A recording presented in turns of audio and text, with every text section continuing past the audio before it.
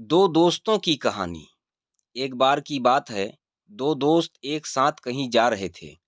तो एक दोस्त को कुछ मजाक सूझी, क्योंकि उसके रास्ते में किसी गरीब इंसान के जूते दिखाई देते हैं। उसने अपने दोस्त से कहा कि दोस्त, अगर हम इन जूतों को छुपा दें तो कितना मजा आएगा।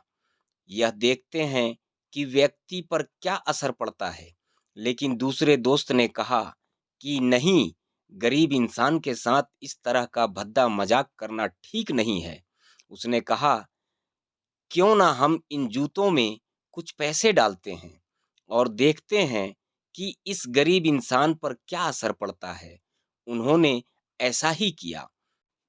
जैसे गरीब इंसान अपना काम करके लौटता है और उसने एक पाँव अपने जूते में डाला, तो उसे कुछ सख्त सा एहसास हुआ। उसने अंदर हाथ डाला तो उसमें कुछ पैसे थे। वो थोड़ा चौंक गया। चारों ओर किसी को देखा तो कोई भी दिखाई नहीं दिया। फिर उसने दूसरा पैर अपने जूते में डाला और वापस उसमें कुछ पैसे दिखाई दिए।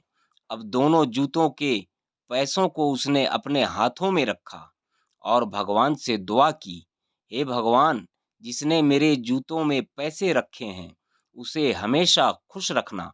और कहने लगा, इन पैसों से मैं अपने बच्चों और पत्नी के लिए कुछ खाना और सामान लाऊंगा। बोलकर वहां से चला गया। इस बात को दोनों दोस्त सुन रहे थे। तभी दूसरे दोस्त ने पूछा कि अब मुझे बताओ कि कैसा महसूस हुआ, तुम्हारा मजाक या मेरा यह तरीका।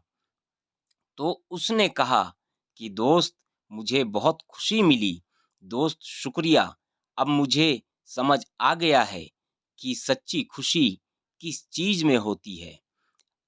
जब हम किसी का मजाक उड़ाते हैं तो हमें कुछ पल का आनंद मिलता है, लेकिन इससे हमें बद्दुआ मिलता है। अगर हम किसी की मुश्किल में मदद करते हैं और उसे भी नहीं पता कि हमने उसकी मदद की है, लेकिन हमें पता है कि हमने उस इंसान की मदद की है, यही सच्ची खुशी है। जब हम दूसरों को खुशी देते हैं तो हमें सच्ची खुशी मिलती है। इसी तरह खुशियाँ बांटते रहिए, लोगों की मदद करते रहिए। इसका मतलब यह है कि हमें दान करते रहना चाहिए।